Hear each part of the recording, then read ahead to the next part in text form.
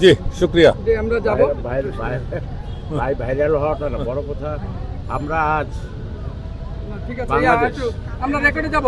হ্যাঁ, বাংলাদেশ আজ এমন একটা সংকটময় অবস্থানে দাঁড়িয়েছে, যিনি গৃহবধূ থেকে রাজপথ থেকে আপসহীন লড়াইয়ের মাধ্যমে স্বৈরাচার পতন, 3 বারের প্রধানমন্ত্রী দেশনেত্রী বেগম খালেদা জিয়া, গণতন্ত্রের মা। তাকে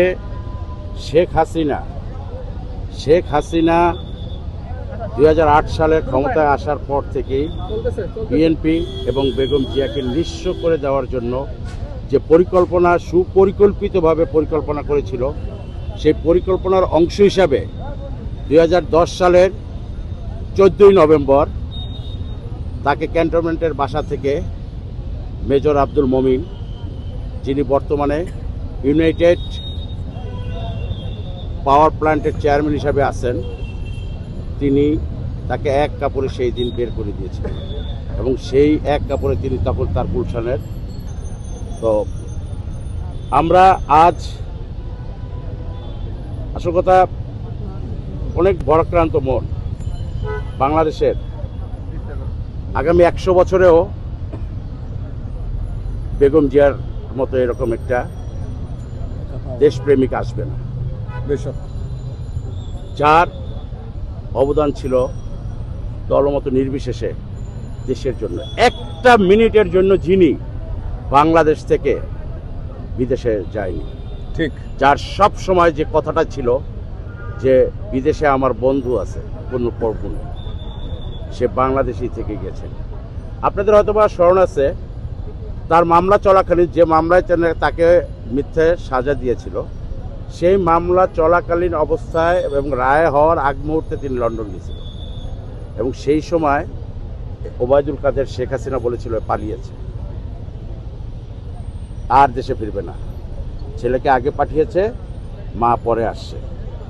কিন্তু দেশনেত্রী প্রমাণ করে দিয়েছে, ঠিক, মাটি মানুষ, এই দেশ, এদেশের জনগণ, এদেশের সব,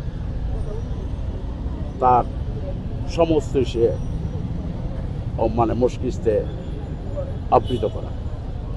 তারা স্বামী শহীদ প্রেসিডেন্ট জিয়াউর রহমান, এদেশে বহুদলীয় গণতন্ত্র আছে।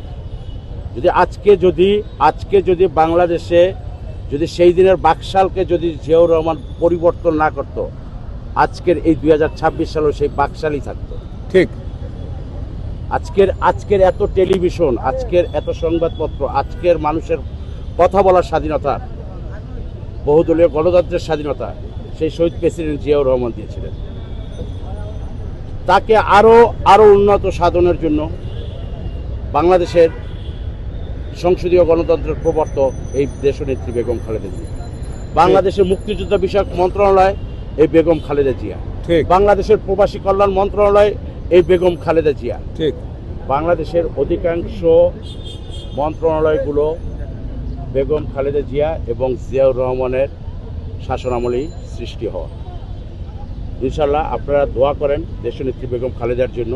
সবার কাছে, সকল ধর্ম, সকল বর্ণ, সকল জাতি একটাই কথা, যে যার ধর্ম থেকে আমাদের এই দেশনেত্রীর জন্য একটু প্রার্থনা করুন, একটু দোয়া করুন, একটু মনের গভীরের অন্তরের অন্তঃস্থল থেকে দোয়া করুন, যেন তিনি ফিরে এসে আমাদের মাঝে ফিরে এসে যেন আমাদেরকে আবার সেই সঠিক বাংলাদেশ দেখায়, সেই সঠিক নেতৃত্ব দেখায়, সেই সঠিক জায়গায় যেন আমাদেরকে নিয়ে যেতে পারে।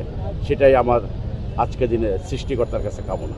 সৃষ্টিকর্তা যেন সেই রহমটা যেন আমাদের দেশে নেতৃত্ব করে। সবাইকে ধন্যবাদ। জি।